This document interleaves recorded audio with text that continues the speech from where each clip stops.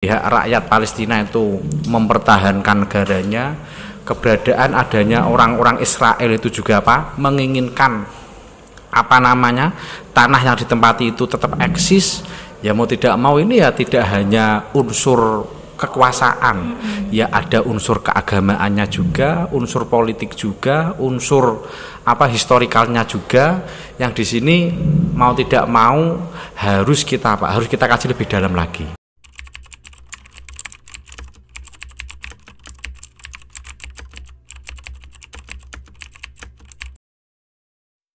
Audio Jungle.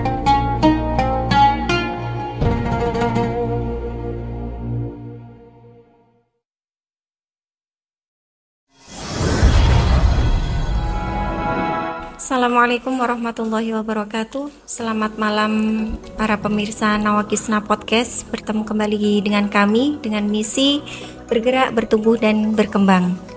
Nah, pada malam hari ini kita akan bincang-bincang terkait dengan fenomena kejadian tentang Palestina dan Israel, yang mana kita ketahui bahwasanya negara Palestina juga Israel mengalami konflik sejak dari dulu sampai sekarang. Nah, kini kita akan menguak tentang bagaimana fenomena sesungguhnya, seperti apa sih Palestina dan Israel. Nah, ini kami datangkan narasumber malam ini. Kita sapa dulu. Selamat malam Bapak Dr. Haji Ahmad Muhammad Nur Ihsan LCMA. Selamat malam juga Bu Hilwan. Sehat Bu Hilwan? Alhamdulillah sehat. Alhamdulillah. Bapak sehat juga? Alhamdulillah. Siap siaga. Nah, ini langsung saja melihat fenomena dunia sekarang ini tentang Palestina dan Israel itu kan sejak dari dulu itu mengalami konflik dari dulu sampai sekarang yang entah belum berujung ataukah tidak berujung. Nah, seperti itu. Nah, kami akan menanyakan terkait hal tersebut, bagaimana wacana Bapak terkait fenomena ini gitu. Nah, yang pertama, apa pandangan jenengan terkait tentang Palestina dan Israel? Ya, terima kasih. Assalamualaikum warahmatullahi wabarakatuh. Semoga kita semuanya, para sobat Nawakisna semuanya, ya bergerak, bertumbuh, berkembang. Kita ketemu lagi ya dengan beberapa fenomena yang berkembang pada saat ini. Walaupun sekarang sudah diinformasikan adanya gencatan senjata, tapi tema ini masih sangat menarik bagi kita, yang konon masalah ini akan terus berkembang, akan terus bergulir ila yaumil qiyamah. Nah, dari itu dari kami pribadi ya, memang adanya konflik ini ya antara antara Palestina dan Israel itu sampai nanti tidak akan bisa dihentikan. Tidak akan bisa dihentikan. Karena apa? Karena memang ini nanti bisa dihentikan, ya kan? Berarti petanda bahwasanya agama Islam sudah menjadi agama yang ya'lu wa la yu'la alaih. Artinya agama yang tinggi dan sudah tidak ada yang menandingi lagi. Nah, maka dengan adanya ini ya mau tidak mau, ya kan, keberadaan adanya pihak rakyat Palestina itu mempertahankan negaranya, keberadaan adanya orang-orang Israel itu juga menginginkan tanah yang ditempati itu tetap eksis. Ya mau tidak mau ini ya tidak hanya unsur kekuasaan, ya ada unsur keagamaannya juga, unsur politik juga, unsur historikalnya juga, yang di sini mau tidak mau harus kita kaji lebih dalam lagi.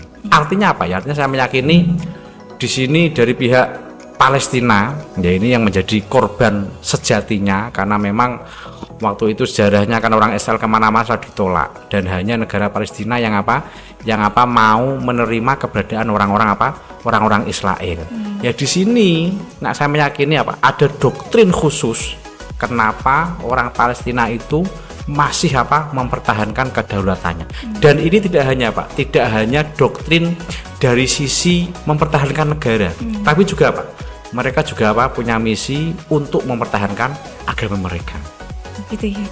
Oh ya, apa namanya, rakyat Palestina, kita melihat bahwasanya rakyat Palestina itu begitu kuatnya, bahkan dari kaum kecil, tidak hanya dari kaum kecil tapi kaum muda, mereka begitu kuatnya mempertahankan negara mereka. Nah itu menurut Bapak, kenapa rakyat Palestina itu sebegitu kuatnya mempertahankan Palestina, khususnya Masjidil Aqsa?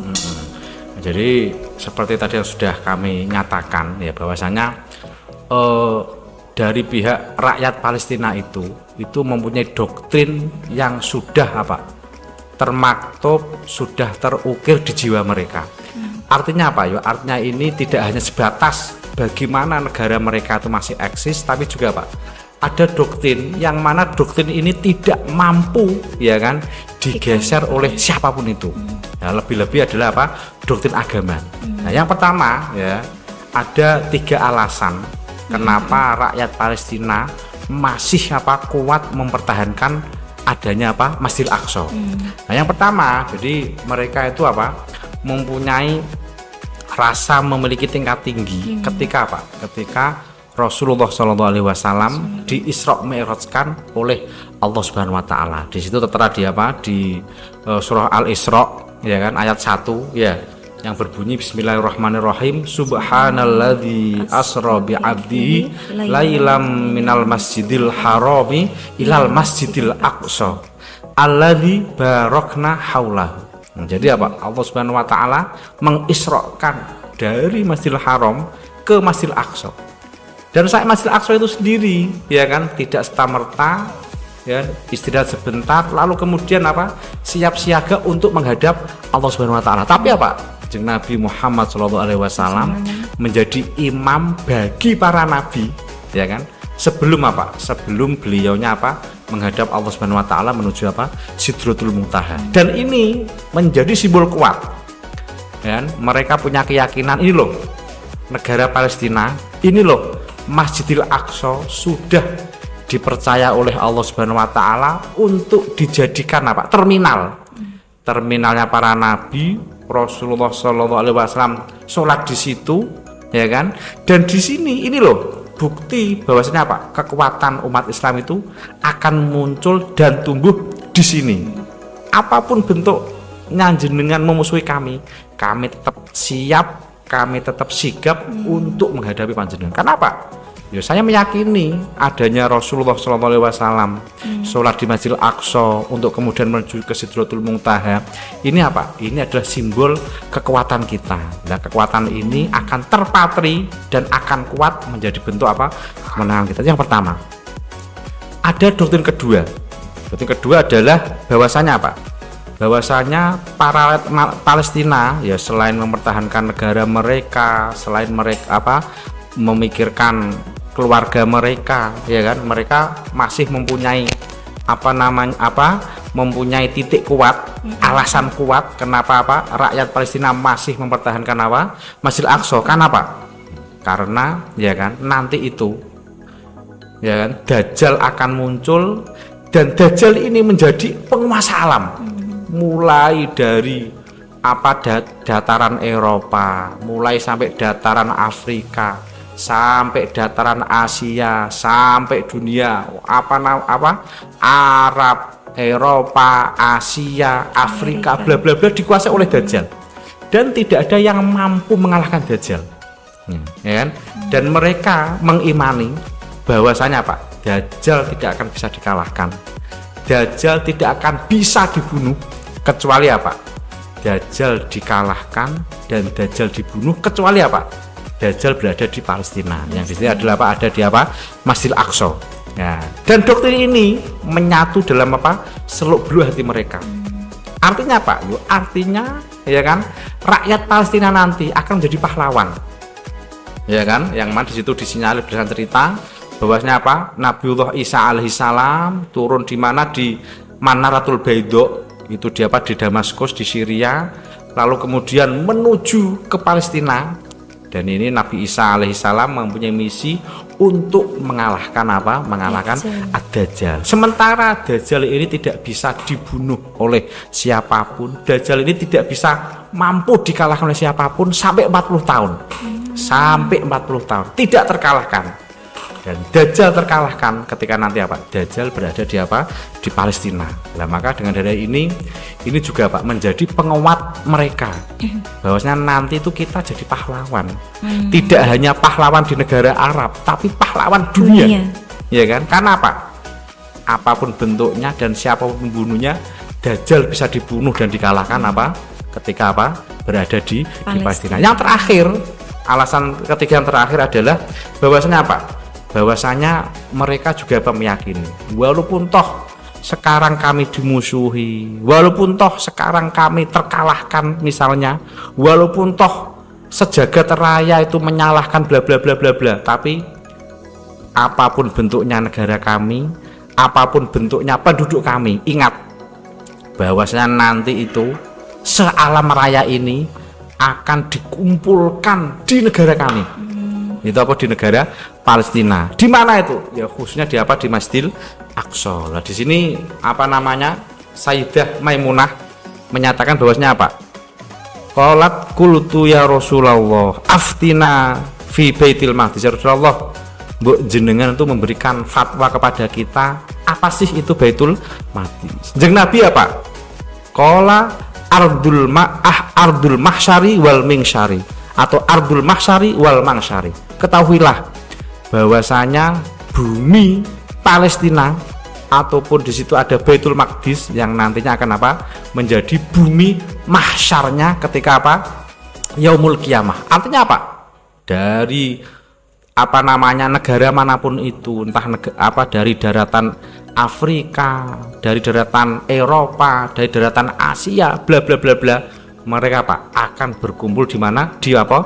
Padang mahsyar. Padang mahsyar di mana? Di Baitul Maqdis. Ini kama qala Asy-Syaikh Abdul Qadir Muhammad Al-Ahmari. Nah, maka di sini dicatatkan Al-Qudsu ardul mahsyari wal mangsyari satakunu madinatal qudsi yaumal qiyamati ay ardun lil mahsyari wal mangsyari fa fiha yajma'u an-nasu wa fiha yu'raduna lil hisab. Di sini apa? Menjadikan kekuatan, menjadikan mental mereka terbangun. Dah apapun bentuknya, kita siap menjadi syahidan, menjadi seorang yang mati syahid untuk apa? Mempertahankan negara kami. Untuk apa? Untuk mempertahankan apa namanya?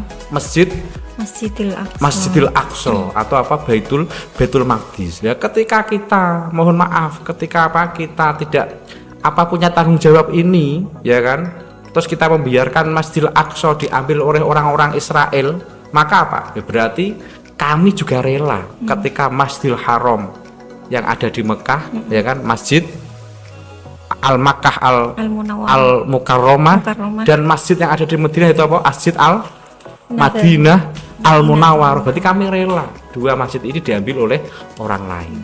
Nah, ketika kita siap siaga untuk menjaga masjid kami yaitu Masjidil Aqsa, berarti apa? Kami sebagai simbol umat Islam juga siaga untuk menjaga simbol agama kami. Dan disinilah nanti orang-orang sealam raya akan berkumpul, akan bersatu padu untuk apa? Untuk datang ke sini. Maka dinyatakan bahwasanya apa? Nanti itu ya kan Islam tidak akan bisa jaya kecuali apa? Kejayaan itu berada di apa? Di Palestina.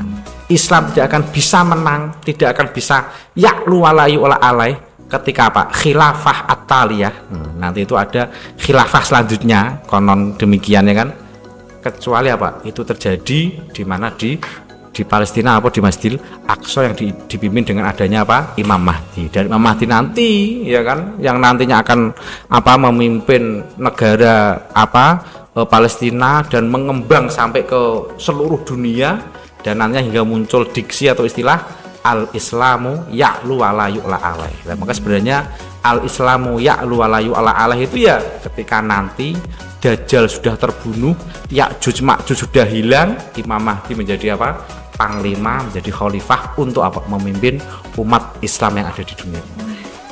sudah dijelaskan sangat detail sekali oleh beliau ya. Intinya ada 3 alasan tadi. Yang pertama adalah rasa memilikinya yang sangat kuat dari doktrin keagamaan tentunya. Terus kemudian yang kedua, bahwasanya rakyat Palestina itu memiliki keyakinan bahwasanya mereka adalah sosok pahlawan gitu, yang tetap apapun yang terjadi mereka tetap kukuh dengan pendiriannya, seperti itu. Yang ketiga adalah mereka meyakini bahwasanya nanti pada akhir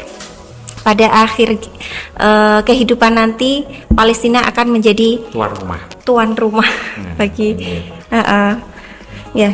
Yang terakhir, yang ketiga, apa yang kita lakukan sebagai umat Islam untuk menyikapi fenomena ini, Bapak? Nah, jadi memang mau tidak mau, kalau dilihat dari sisi jumlah penduduk mereka kan cuman 5.400.000 sekian, 5.400.000 sekian, ya kan?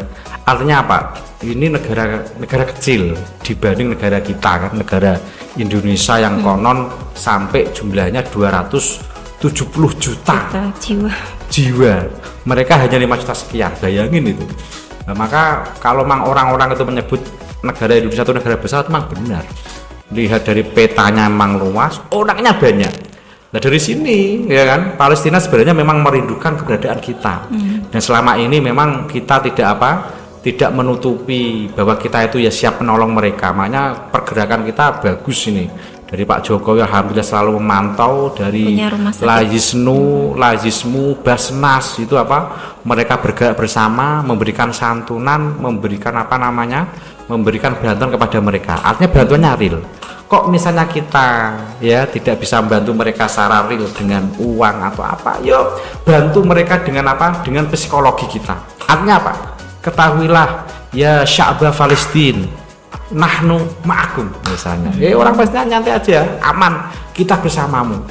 Soalnya misalnya kalau kita tiba-tiba langsung terjun ke sana untuk membantu mereka, nggak bisa. Soalnya ada istilahnya al-munadzam ad-dauli. Ada aturan internasional yang di sini harus dilewati. Nah, makanya minimal ya kita membantu dengan doa, membantu dengan membangun psikologi mereka agar selalu semangat, dan juga memberikan bantuan makanan, minuman, uang, harta dan sebagainya, dalam rangka kita juga ingin membuktikan dengan adanya kalian semua wahai sya'bu Palestin menjaga masjid kami, Masjidil Aqsa, menjaga tempat yang nantinya menjadi khilafah yang selanjutnya.